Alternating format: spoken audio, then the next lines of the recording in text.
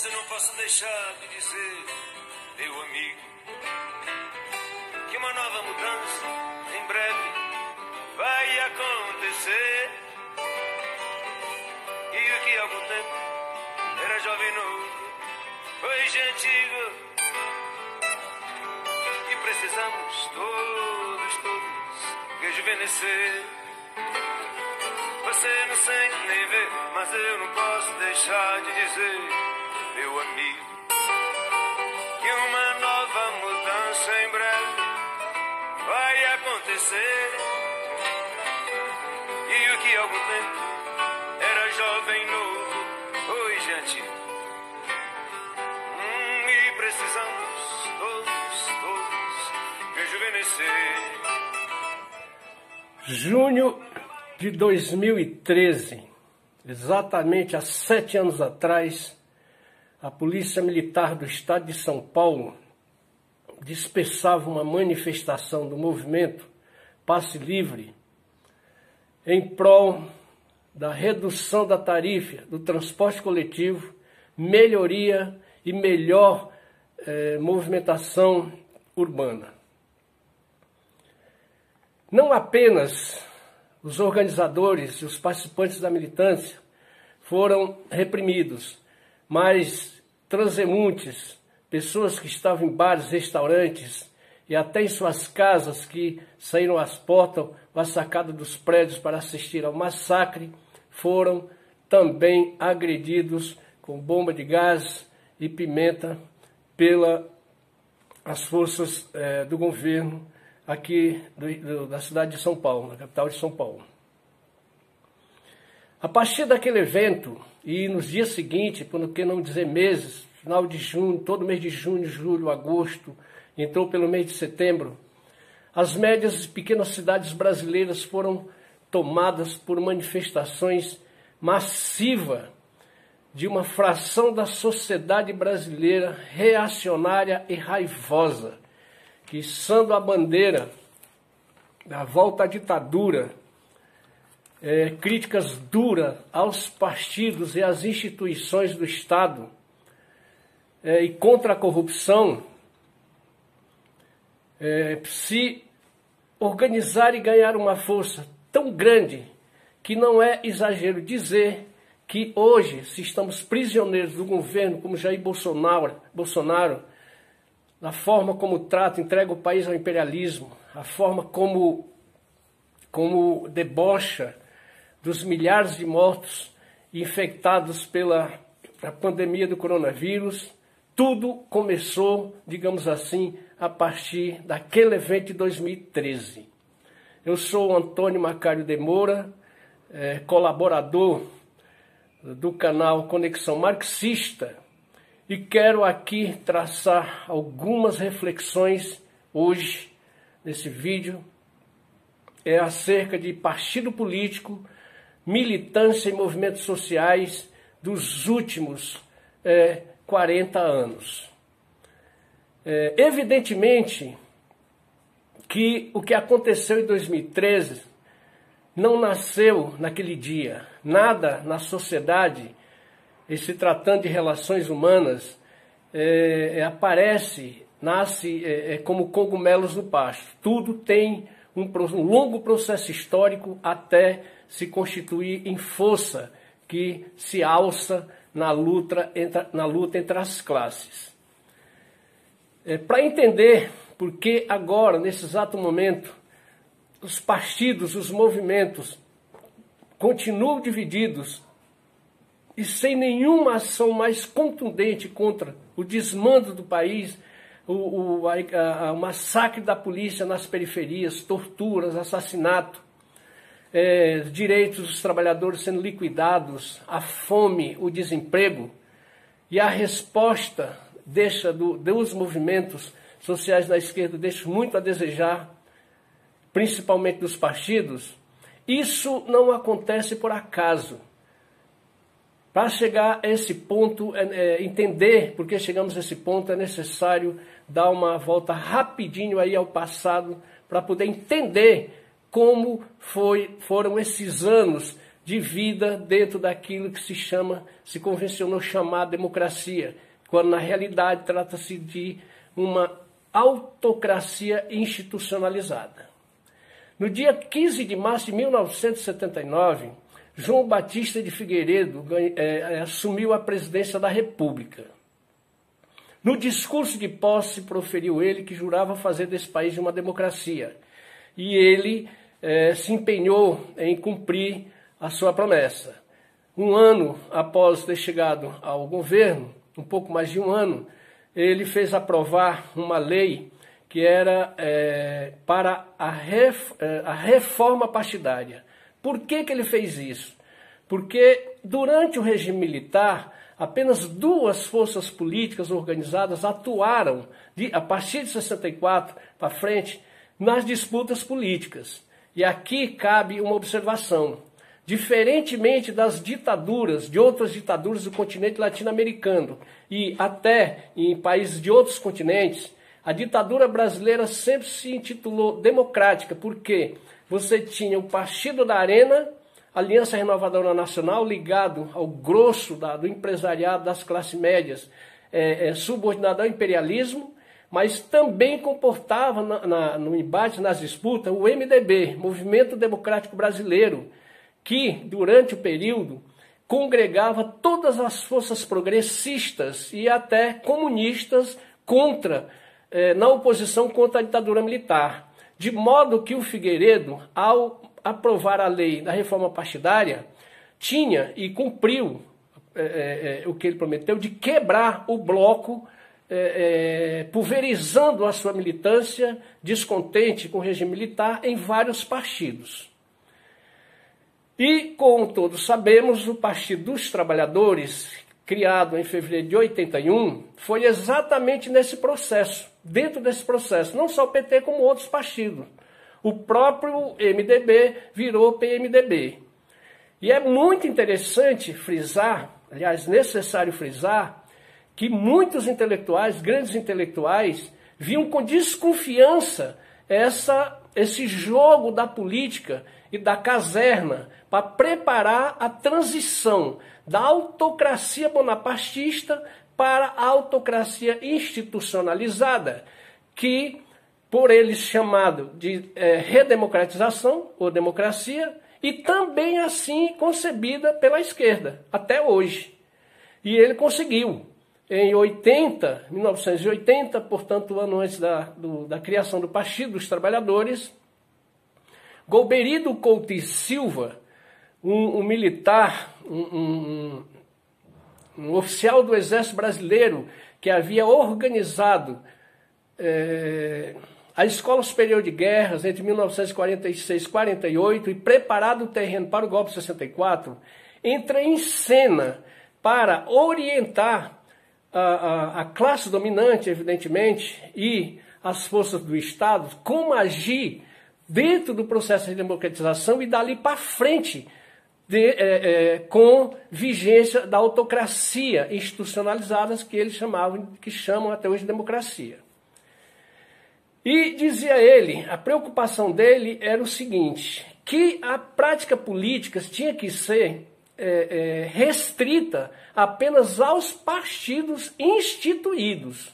Não era permitido a grupos que atuavam fora dos partidos, não era permitida a ação política. Tinha que necessariamente estar dentro do partido que poderia participar, porque o partido era de direito conquistado a ação política. E, para fazer isso, ele alertava as forças do Estado brasileiro, as Forças Armadas, a agir como Napoleão fizera em 1796, quando mandado para a Itália, para dispersar vários grupos revolucionários no território italiano. E, segundo o Golbery, foi uma luta grandiosa e que as Forças Armadas brasileiras, as Forças de Segurança brasileiras, teriam o mesmo papel glorioso de controlar esses grupos. Ele tinha razão com relação a isso. Porque não podemos esquecer que no dia da posse de Figueiredo, em 79, Mais de 2 milhões de trabalhadores em São Paulo, principalmente da categoria metalúrgica, estavam de braços cruzados por melhores salários, contra a jornada extensiva, a superexploração do trabalho, a qualidade da alimentação, do transporte, que de forma tão contundente que estava colocando em xeque o modelo econômico elaborado pela ditadura militar, que teria que prevalecer também pós o fim da autocracia bonapartista. E o Golbery do Couto e Silva sabia que pela a quantidade de lutas, de grupos tinha que ser controlado, e ele apontava o dedo, ele indicava quem deveria ser controlado e até reprimido sempre que necessário. Ele se referia às comunidades eclesiais de base, aos grupos culturais, aos grupos intelectuais acadêmicos, mas principalmente aos sindicatos e às outras categorias grevistas que, do ponto de vista dele, estavam extrapolando o terreno da luta por melhorias salariais, mas adentrando o campo da política com uma proposta revolucionária.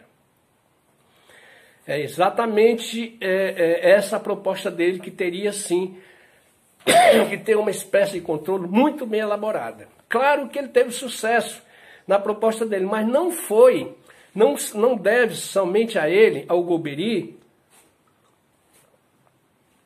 essa vitória. Mas os partidos na esquerda, principalmente o Partido dos Trabalhadores, colaborou de forma decisiva para que isso acontecesse. Há de se lembrar que logo na criação do Partido dos Trabalhadores, em 81, muitos grandes intelectuais viam com desconfiança esse ato do Lula e de um conjunto de intelectuais que, junto com ele, fundaram o partido. Porque viu como eles tendo caído debaixo da arapuca armada pela caserna. Ninguém menos do que o arcebispo de João Pessoa, a capital da Paraíba, Dom José Maria Pires, Dom Zumbi, chegou mesmo a dizer que o Lula não percebia que, enquanto líder sindical e, por tabela, liderança de todos os movimentos que se contrapunham ao modelo econômico à ditadura militar, ele tinha muito mais forças do que como criador e liderança de um partido dentro do sistema institucional. E ele tinha razão nisso. O tempo demonstrou que Dom Zumbi intuía, o que o Dom Zumbi intuía numa entrevista de 82, um ano depois do nascimento do PT, estava correto. Da mesma forma como José Chazin afirmou na mesma discussão com o bispo que a criação do Partido dos Trabalhadores não era uma demanda da luta contra a ditadura. Na realidade, a criação do Partido dos Trabalhadores era uma ideia de ideólogos.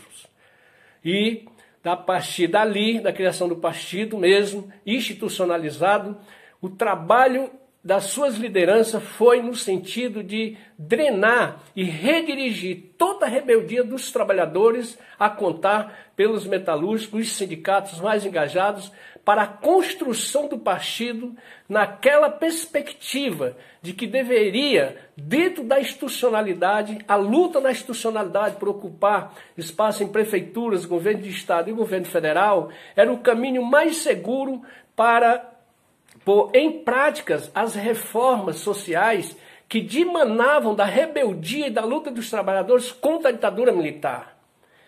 Para se ter uma ideia, enquanto isso se tornou de forma decisiva dentro do partido, ou a tarefa a ser cumprida, a Constituição de 88, a Carta Cidadã, como foi chamada, promulgada dia 5 de outubro de 88, um mês e pouco depois dessa promulgação, numa greve de ocupação dos trabalhadores metalúrgicos da Companhia Siderúrgica Nacional de Volta Redonda, foram duramente reprimidos. O exército invadiu e fuzilou 5 trabalhadores. Naquele momento, diante de um sinal tão duro e contundente de que a ordem, aquela que prevaleceu de arma na mão e no poder político durante a ditadura militar, mostrava que estava atenta e que não toleraria. Ali, a CUT, Central Única dos Trabalhadores, e o próprio PT se limitaram a escrever uma nota de repúdio. De forma que dali para frente, os movimentos sociais continuaram, mas de forma que não foi, digamos assim, feito um trabalho no sentido de conscientizar a luta social, levar os trabalhadores a atingir o patamar da luta para si. E isso foi ao longo do tempo, durante toda a década de 90, 89, Lula perde as eleições para Collor de Mello, e esse, em consonância com o ideário neoliberal que já havia sido abraçado pelo empresariado brasileiro já no fracasso do milagre econômico, botou em pauta perseguir funcionários públicos, demitir funcionários públicos, perseguir sindicatos, entregar o grosso do patrimônio estatal, imensa riqueza do patrimônio estatal ao capital interno, o grande capital interno imperialista. Muitas manifestações rolaram e houve luta para todo lado, assim como houve pela terra, mas todas essas lutas se deram de formas isoladas e foram todas, de alguma forma, levadas ao esgotamento ou, quando necessário, foram duramente reprimidos pelas polícias estaduais e até intervenção do Exército, como foi a ocupação das refinarias na greve dos petroleiros de 1995, já sob o governo Fernando Henrique Cardoso. Portanto, aquela preocupação dos intelectuais do Zumbi vem se confirmando, foi se confirmando, de modo que, a não ter mexido com a estrutura econômica herdada da ditadura militar, logo não desaninhou as frações mais reacionárias que tinham dado o golpe, que se mantiveram vivas, atuantes dentro do sistema, de modo que cresceram e se fortaleceram, e mesmo depois de 3 mandatos do governo do PT, e com uma série de pequenas mudanças, ou que chamaram reformas aqui entre aspas, e que, de uma certa forma, não podemos negar, melhorou a vida de muitos trabalhadores, principalmente das classes miseráveis e pobres, mas evidentemente que por conta disso, a acumulação de capital, a melhoria da classe média foi bem maior, bem como a acumulação de capital, inclusive financeiro, não, digamos assim, abafou ou colocou no seu devido lugar essa fração reacionária que sempre tivemos, como todo país do mundo, mas no nosso caso, como um país de via colonial, de capital dependente ao imperialismo, ela sempre foi muito forte. Ao se manter viva e se fortalecer, em 2013, ela botou a cara para fora, veio às ruas, se organizou, criou seus partidos e ganhou as eleições em 2018. De modo que agora estamos numa situação, no mínimo, preocupante. Porque fomos empurrados na parede, a esquerda e todos os movimentos progressistas foram empurrados para na parede.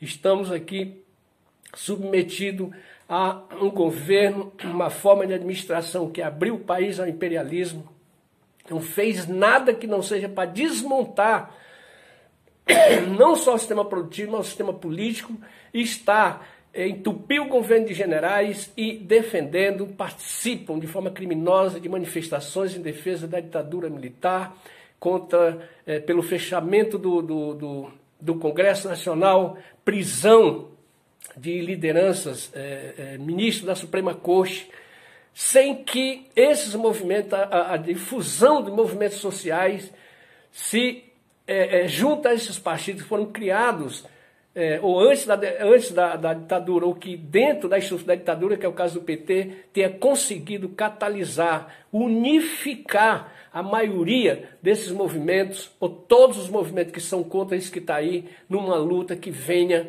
a pôr cheque, a pôr um termo aos abusos e esse governo que tanto mal tem causado à sociedade brasileira. Não estou aqui, longe de mim, falar mal dos partidos, a questão não é essa. O que estou dizendo é que, ao contrário de Lenin, antes dele Marx, que dizia que o partido é parte, e que o partido se caracteriza não por algo com um estatuto, registrado e tal, mas um conjunto de pessoas intelectuais e trabalhadores que conhecem melhor a realidade, que entendem o que está acontecendo e que se encarregam de estar junto aos trabalhadores, às massas exploradas nas suas lutas cotidianas, imediatas para construir um mundo novo a partir do atendimento de suas reivindicações. Lenin, depois de Marx, com seu partido centralizado com os bolcheviques, de forma alguma essa centralização subordinava o movimento externo. Pelo contrário, a centralização se dava com as lideranças dentro do partido, num debate duro democrático, mas o fulcro mesmo era o que vinha de fora, da rebeldia dos trabalhadores. Toda a liderança bolchevique necessariamente tinha que estar ligada diretamente, organicamente à luta dos trabalhadores. Então, quero dizer que a forma como nos organizamos, a militância, o sistema partidário e a forma como também o sistema partidário lidou ou apoiou as lutas dos movimentos sociais até hoje, que deu no que deu, não dá mais. Isso passou, é tempo passado, não serve mais. Daqui para frente a luta partidária dentro de um partido só tem sentido se for na defesa intransigente das necessidades básicas dos trabalhadores, que as manifestações tendem a crescer, porque afinal de contas a maioria dos trabalhadores hoje está sem carteira assinada, os salários foram reduzidos, caçou-se direitos conquistados ao longo dos últimos 40 anos, e isso é só o começo, ao tempo que o sistema financeiro e empresarial cresceu e se fortaleceu de forma considerável. Portanto, não dá mais. Esse tempo que foi feito passou. Outra coisa temos que inventar como militante e participante dentro dos partidos. Peço aqui aos camaradas que dê o like, assine o canal Conexão Marxista, divulgue, porque é um meio que temos ao nosso alcance e dos trabalhadores para dialogar com os movimentos, analisar e refletir qual os caminhos têm que ser tomados, tanto quem está dentro do partido como quem está nas suas lutas fora, no embate pela sobrevivência e principalmente contra o sistema capitalista brasileiro. Muito obrigado. Vai acontecer. E o que há algum tempo era jovem novo, hoje é antigo, e precisamos todos rejuvenescer.